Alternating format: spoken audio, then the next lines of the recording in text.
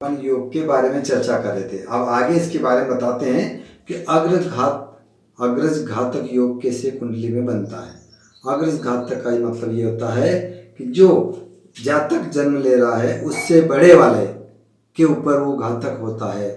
बड़ा भाई हो या बड़ी बहन हो, उसके लिए वो घातक सिद्ध किस प्रकार से होता है कुंडली में, तो ये अब अपन आपको बताएंगे कि कुंडली में अग्र घातक योग कैसे होता है। बात करते हैं कुंडली में अग्रज घातक योग किस प्रकार से बनता है। लग्नेश, लग्न का स्वामी, लग्नेश तृतीयेश पाप ग्रह हो, लग्नेश तृतीयेश पाप ग्रह हो तथा उनकी दृष्टि एकादश भाव 11वें भाव पर जहाँ गुरु बैठा हो इसके ऊपर पड़ी होती हो।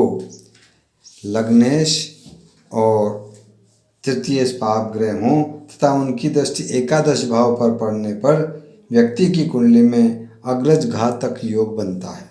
अग्रज घातक योग में जिस व्यक्ति की कुंडली में अग्रज घातक योग होता है वह अपने बड़े भाई से पूर्ण वैमनस्य रखता है अथवा उसका वध करता है। ये अग्रज घातक योग कुंडली में ये प्रकार होता है।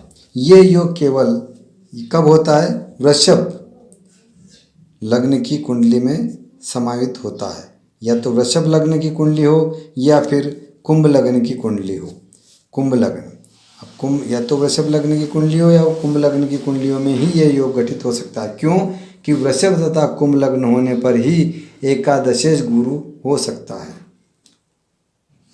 वृषभ और कुंभ लग्न की कुंडली होने पर ही एकादशेश गुरु हो सकता है। लग्न के स्वामी तथा तीसरे भाव के स्वामी, ये लग्न का स्वामी और तीसरे भाव का स्वामी दोनों ही पाप ग्रह हों और दोनों ही की दृष्टि 11वें भाव पर हो। यदि शुक्र यहाँ हुआ, इसके ऊपर 11वें भाव पर यहाँ रख छोड़ी, यहाँ मंगल है तो इसकी दृष्टि 11वें भाव पर पड़ रही है।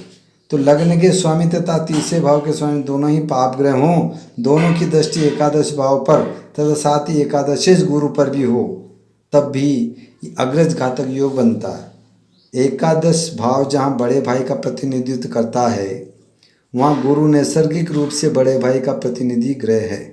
इस घर में गुरु का होने से प्रतिनिधि गुरु का बड़े भाई का करता है, इसलिए इस एकादश भाव को बताया गया है कि इसमें गुरु बैठता है तो बड़े भाई का प्रतिनिधित्व करता है। लेकिन पाप ग्रहों की दृष्टि यदि इसके ऊपर पड़ती है तो अग्रज घातक योग बनता है।